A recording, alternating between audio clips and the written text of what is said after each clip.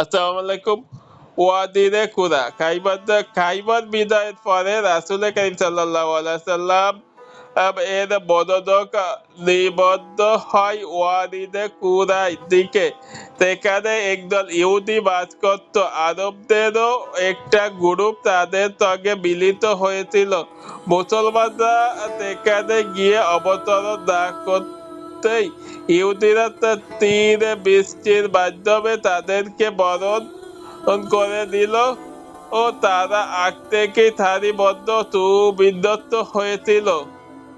তাতে প্রথম চোটেই রাসূল করিম সাল্লাল্লাহু আলাইহি সাল্লামের বিদআম নামক একটি গোলাম প্রাণ হারায়। লোকজন বলল, তার জন্য জান্নাত মুবারক হোক। রাসূল করিম সাল্লাল্লাহু আলাইহি ওয়াসাল্লাম তাদের মন্তব্য শুনে বললেন, কখনোই না। ওই সত্তার কসম যার হাতে আমার জান, খাইবারের দিন গনিমতের মাল বণ্টিত হওয়ার আগেই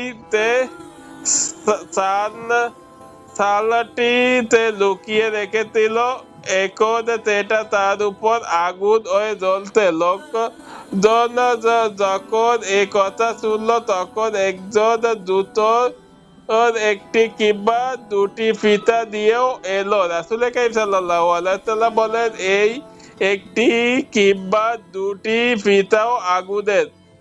অতঃপর রাসূল করিম সাল্লাল্লাহু আলাইহি সাল্লাম যুদ্ধের জন্য সাহাবে কেরামকে প্রস্তুতি হিসেবে সারিবদ্ধ করলেন এবং মুসলিম বাহিনীর প্রধান পতাকা দিলেন সাদ বিন উবাদা রাদিয়াল্লাহু এর হাতে। আর কয়েকটি ছোট ছোট পতাকা ছিল, যথাক্রমে হুবাইব ইবনে মুনজির, সাহল ইবনে হুদাইফ ও আব্বাস ইবনে বসির রাদিয়াল্লাহু এর হাতে।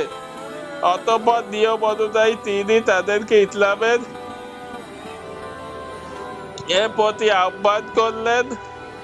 এটা সহিহ বুখারী 2 খণ্ড 608 প্রতি আহ্বান করলেন, কিন্তু তারা অঙ্গীকার করলো। উল্টে তাদের সারি থেকে একজন বেরিয়ে খণ্ড যুদ্ধে আহ্বান করলো। মুসলিম শিবির থেকে জুবাইর ইবনুল আওয়াজ রাদিয়াল্লাহু বেরিয়ে তাকে হত্যা করে ফেললেন। এরপর দ্বিতীয় আরেকজন বের হলে জুবাইর রাদিয়াল্লাহু তাকেও ঠান্ডা করে দিলেন। এরপর তৃতীয় আরেকজন বের হলে আলী রাদিয়াল্লাহু গিয়ে তাকে হত্যা করে ফেললেন।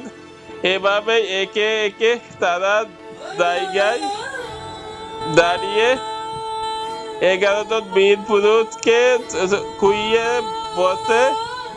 যখনই একজন নিহত হলো, রাসূল করিম সাল্লাল্লাহু আলাইহি সাল্লাম বাকিদের ইসলামের দাওয়াত দিলেন।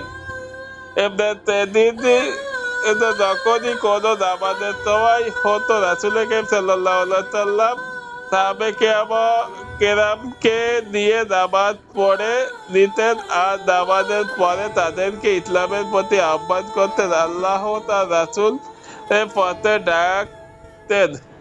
এভাবে সন্ধ্যা নামার আগ পর্যন্ত তাদের সঙ্গে যুদ্ধ করলেন। পরের দিন ভোরে যখন তাদের উপর মুসলমানরা তাড়াতাড়ি আক্রমণ চালালো, সূর্য এক ঝলকে উপরে উঠতে না উঠতে তাদের হাতে সবকিছু রাসূল করিম সাল্লাল্লাহু আলাইহি সাল্লাম এর হাতে তুলে দিল। এভাবে শক্তি ও প্রভাবের মাধ্যমে তিনি তাদেরকে জয় করে ফেললেন।